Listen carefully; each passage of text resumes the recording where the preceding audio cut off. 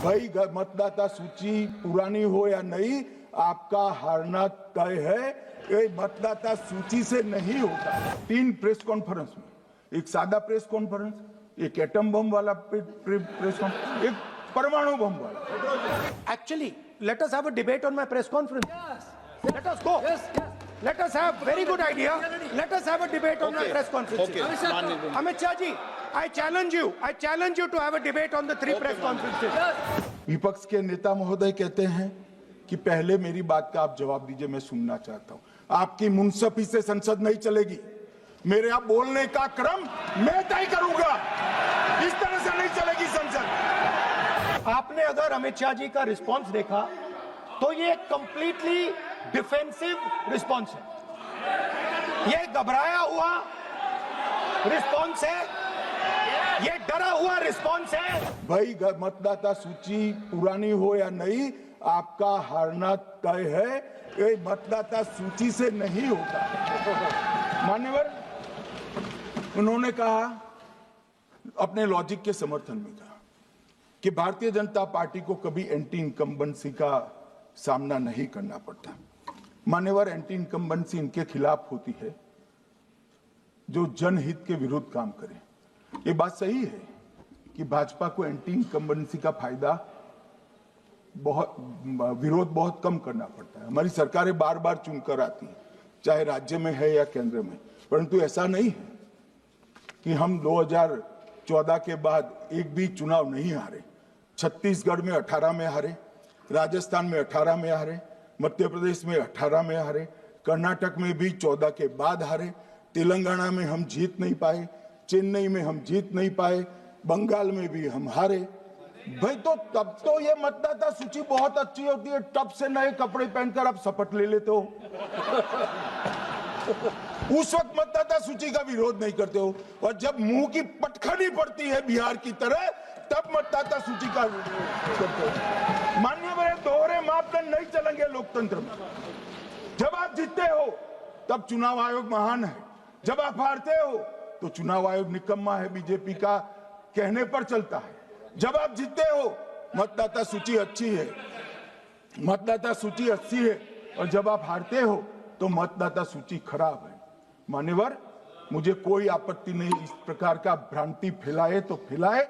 मेरा दायित्व है कि इस देश की जनता को एक ड्यूअल स्टैंडर्ड की जानकारी देना, जो मैं आज इस सदन में खड़े होकर दे रहा हूं। मान्यवर, आगे पर भी मैं इस विषय को कहूंगा, और ढेर सारे आरोपों के मेरे पास जवाब है।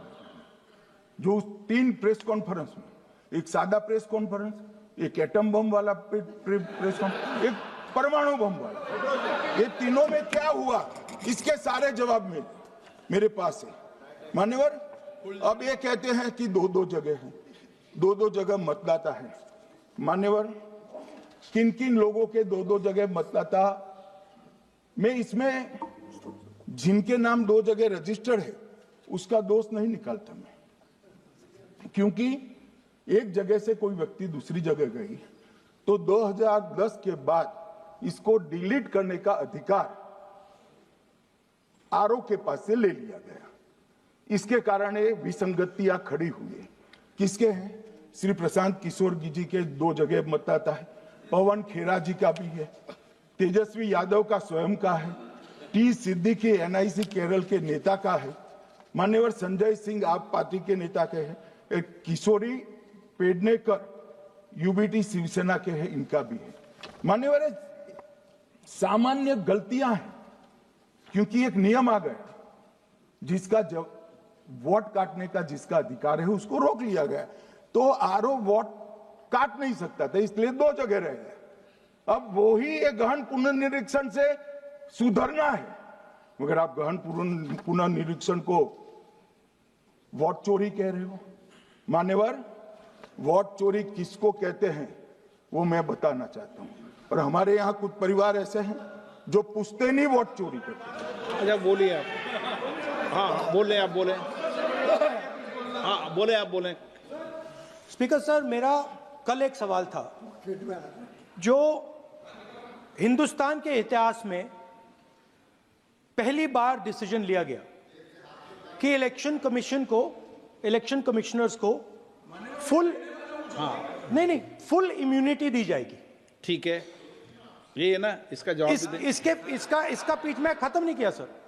इसके पीछे जो थिंकिंग थी वो हमें सबसे पहले बताएं।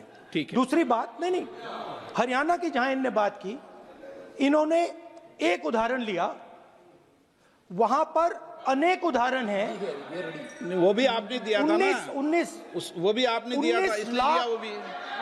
19 लाख वहां नहीं, के फेक लोग वो उदाहरण आपने दिया था, इसलिए उसका जवाब दिया। और ये भी हमें बता दीजिए, actually let us have a debate on my press conference. Let us go, let us have very good idea, let us have a debate on my press conference. Amit Shah ji, I challenge you to have a debate on the 3 press conferences. Please. ठीक है, बैठ जाइए, बैठ जाइए। माननीय, please माननीय, आपने बात करी, प्लीज।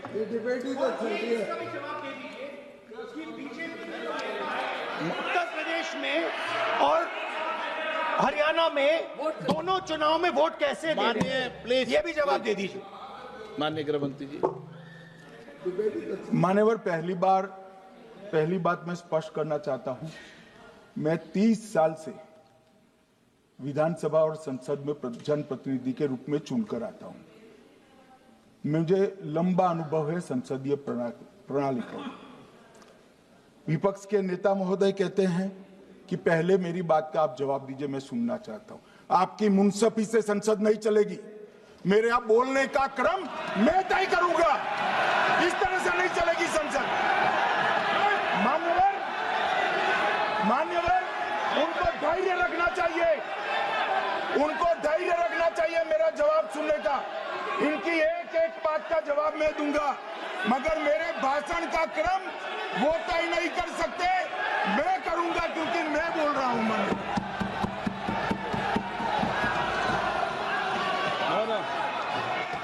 एक मिनट गृह मंत्री जी, एक मिनट गृह मंत्री, क्या गलत बोला उन्होंने यही बोला, आपने जो बात उठाई है मुझे कब बोलना है मैं तय करूंगा, यही बोला ना, उसमें क्यों उत्तेजित हो रहे हो आप? हाँ, आपके 2-2 मिनट में खड़े होने से थोड़ी जवाब देते रहेंगे। नो, माननीय गृह मंत्री, नहीं हो सकता। मैं आपको फिर मौका दूंगा, आपको।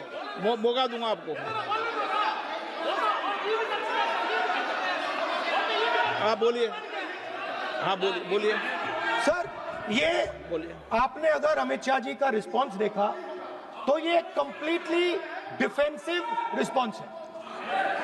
ये घबराया हुआ रिस्पांस है, ये डरा हुआ रिस्पांस है। अब सुनिए पूरी बात, प्लीज माननीय, नो, सच्चा रिस्पांस नहीं है। माननीय गृह मंत्री जी, मान्यवर, आपके चेहरे पर बैठो, मान्यवर, आपके चेहरे पर चिंता की लकीरें मैं देख रहा हूं कि मैं क्या बोलूंगा। मैं उनके उत्साह